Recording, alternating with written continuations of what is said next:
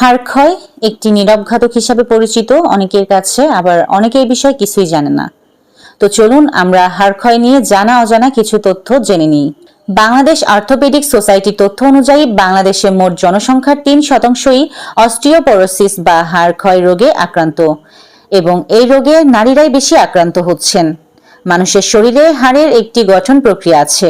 জন্মের পর থেকে একটি নির্দিষ্ট সময় পর্যন্ত হাড় নানাভাবে পরিপক্ক হতে থাকে।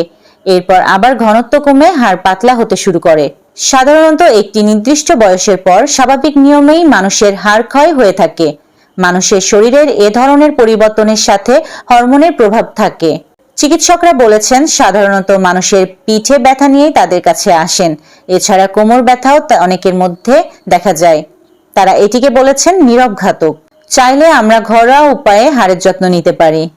তাহলে চলুন জেনে নেওয়া যাক। হাড়ের যত্ন নেওয়া প্রতিটি মানুষের জন্য অবশ্য পালনীয় একটি কর্তব্য।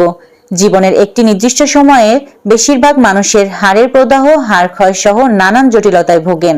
হাড় মজবুত করতে কমলা, ডিম, ধনেপাতা, দুধ, বাদাম, সয়া বীজ এবং কাঁটাযুক্ত মাছ বেশ উপকারী। ইয়াসমিন আক্তার, সুরমা টিভি 24।